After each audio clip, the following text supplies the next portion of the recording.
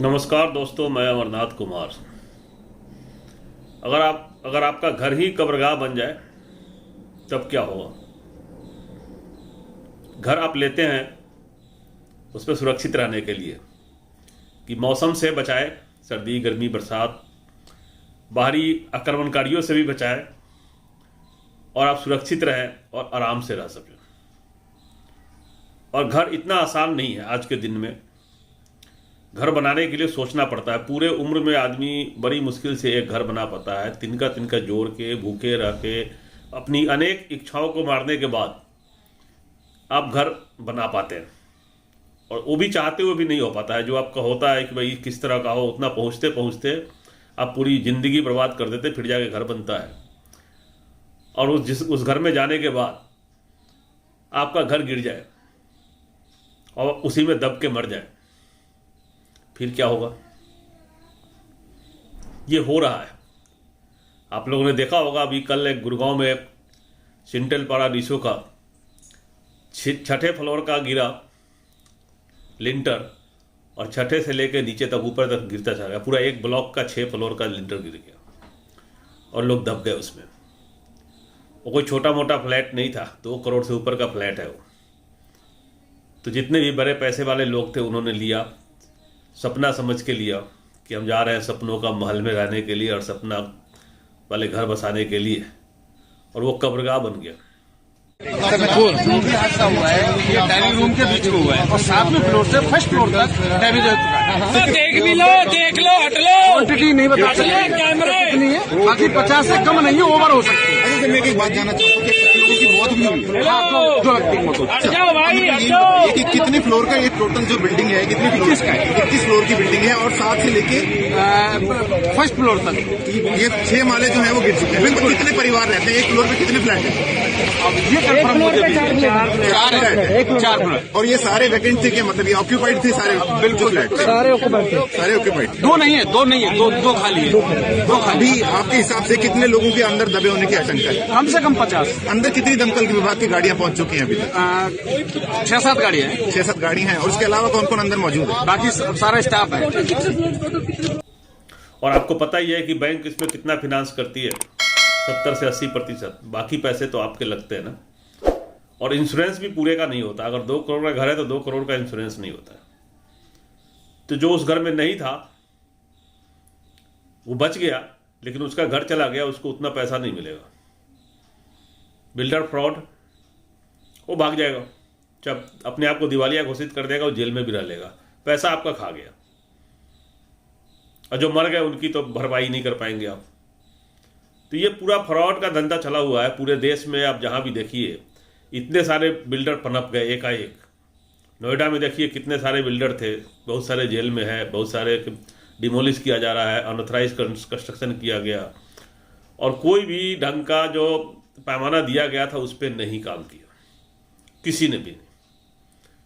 और घर गिर रहे हैं, कंप्लेन करने के बाद भी लोग नहीं सुनते।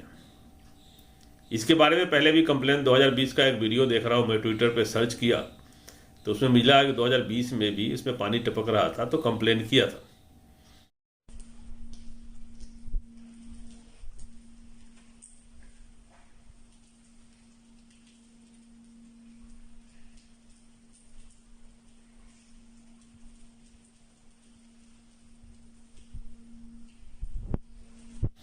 लेकिन किसी ने सुना नहीं।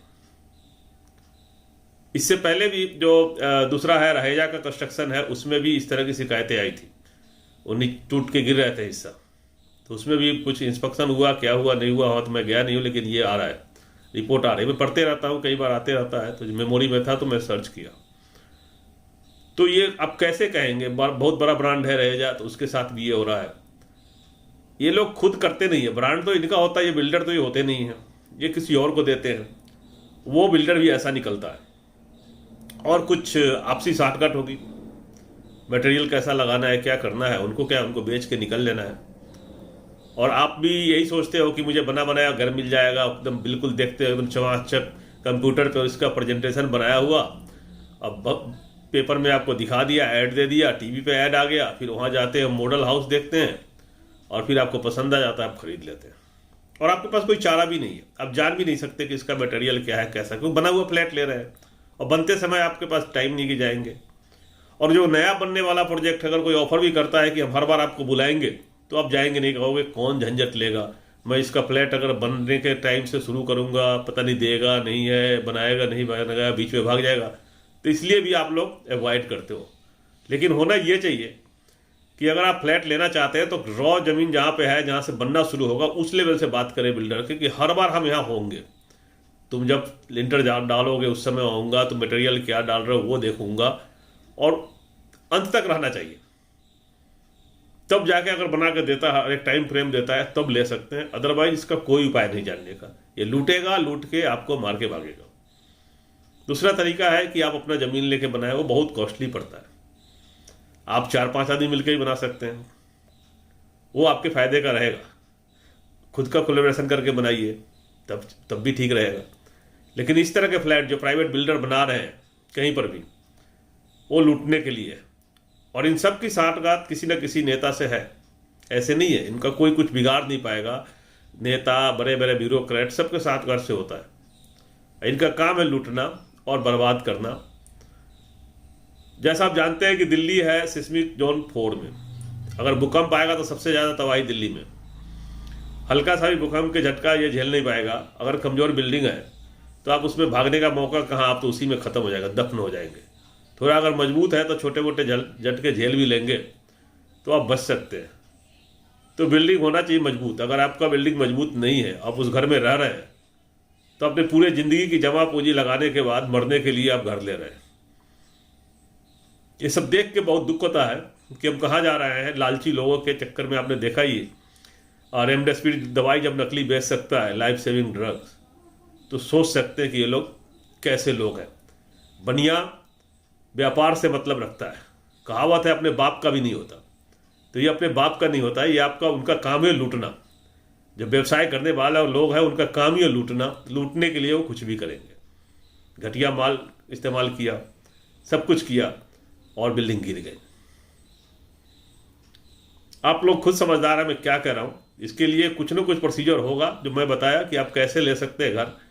तो उसके लिए आप शुरू से बनते हुए देखें, वहाँ रहें तो बहुत बढ़िया है। बना हुआ लेने में बड़ा मुश्किल है, कैसे लेंगे, क्या पता चलेगा, कैसे चेक कराएंगे। कराइए, कोई मॉडर्न साइंस है तो चेक करके बताएगा कि ये बढ़िया है।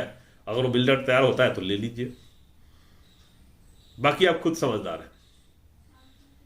बचिए अपने जमा पूंजी को, जिंदगी भर की मेहनत को और जमा पूंजी जो बचाया आपने, और उसको बचाइए और कोई ढंग का घर लीजिए, मजबूत घर लीजिए जिसमें आप सुरक्षित रह सकें। जय हिंद, जय भारत।